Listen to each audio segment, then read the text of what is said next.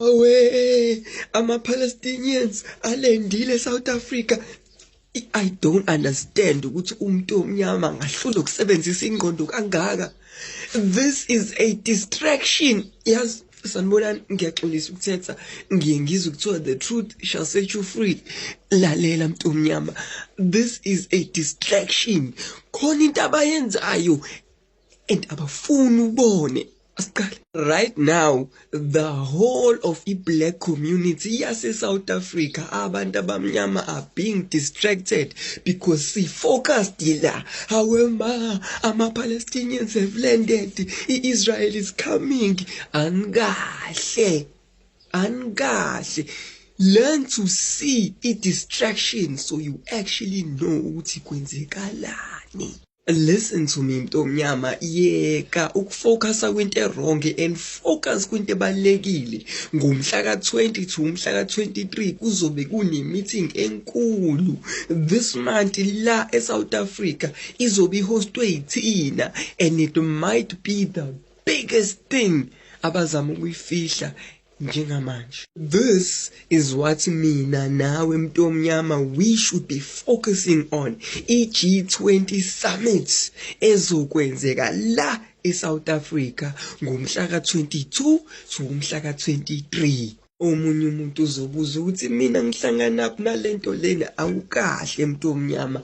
Understand ukuthi ama-minerals, ama-ports, i-energy kanye ne-lithium le etholakalela eSouth Africa are at risk because isitha knows ukuthi Africa is the future and ibona bafuna its minerals, its land and its trade routes. Therefore, the government created into ekuthiwa the strategic access window. Iso la khona they gave isitha a 12 months period yokuthi bona they can bid for i-development le ezokwenzeka la eSouth Africa. Hayi ukuthi sibapha ownership, no, sibapha ama-right to certain areas la eSouth Africa anomnotho. Yazi mntomnyama, you don't understand. Akekho umuntu ongasuka ePalestine le ahambe adlule iDubai, adlule wonke lamazwe eze la by mistake. Ayikho into enjalo. It is all a distraction ukwenza wena unganaki ukuthi 12 months ago amazwe were bidding for ama-minerals akho and whilst wena uzofocusa kulabantu abasuka le beze la by mistake, they are taking everything you own. China, they offered 42.7 billion for early access to develop a new mineral zone eLimpopo focusing on chrome ne rare earth minerals ala eSouth Africa. Okay, iBrazil proposed to 8.3 billion. Uthi nje wona ufuna uco-developer a coastal agro-exports. Bafuna upiece omncane of everything agriculture exportwayo esuka eKwaZulu Natal yele emazweni. Everything.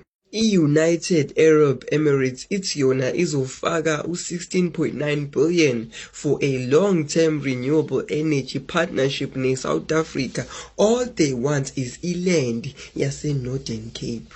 I-India ithi nje ifuna ukusinika into encane, izosinika u-11.4 billion just nje ukuthi bona benze a pharmaceutical manufacturing zone eKwaZulu Natal.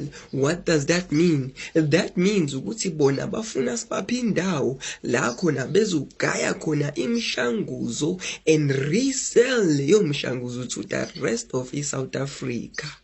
I-European Union ithi yona izosinika u-32 billion.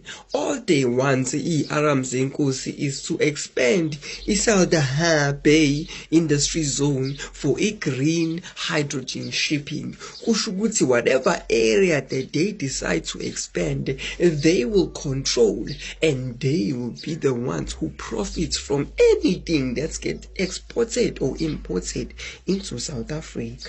Buya, there's more, there's always more. Understand ukuthi South Africa will receive a hosting dividend bonus. Lokho kusho ukuthi if ama-investors bafaka imali izidlule 150 billion, i-South Africa will receive i-bonus engango-12.5 billion just for ukuhosta i-G20. Hlakanipha-ke mntomnyama and understand ukuthi angivele ngavuka ekuseni ngenza ividiyo. I'm trying to show you ukuthi kuko konke okwenzekalayo, all the noise that is going on, bazama ukufihla lo. Ngoba thina kahle kahle sila yezwa mntomnyama, and they will do anything to distract wena from the truth, from knowing ukuthi no, ngomhla ka-22 nangomhla ka-23 sizobe sise-Joburg and sonke si-focused la. Ngiyayiphinda lento because ngifuna ingene la mntomnyama. Right now you are focusing on the wrong thing. Unake ama-Palestine afike o-OR Tambo, unake into eyiphephuli, sila la sikhona. There's gonna be a meeting yama-elites and they will be discussing i-future yezwe lakho. Babhizi bayahleplelana ama-pieces because all roads are leading to 2030.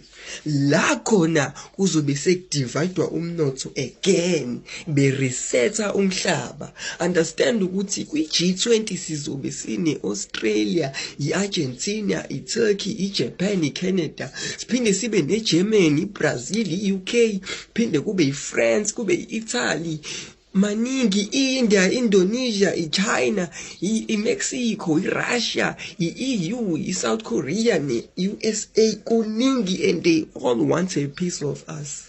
Lalela-ke mntomnyama, listen to me very carefully. I-Japan ibona asebebhide the most amount of money, bathi bona bazosifakela u-44.2 billion, and bona bafuna into encane nje. Bathi bona bafuna exclusive development rights to South Africa's upcoming lithium manufacturing.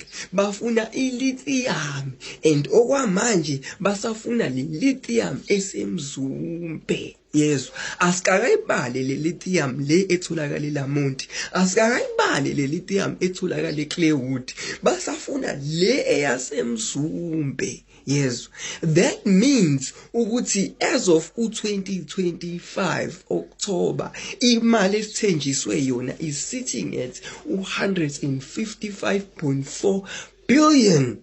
Yes, plus lo 12.5 billion oil bonus for hosting i-G20. ISITA will make sure ukuthi they hide this from us.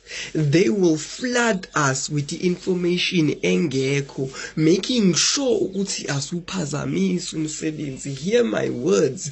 Njengamanje i-media will flood you with i-drama, ama-challenge, ama-trends, to make sure that you forget, to make sure that you do not see the truth.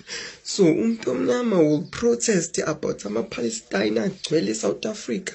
Umntomnyama will protest about izinto engenasidingo, forgetting ukuthi right now babhizi bayahleplelana every piece of umhlaba.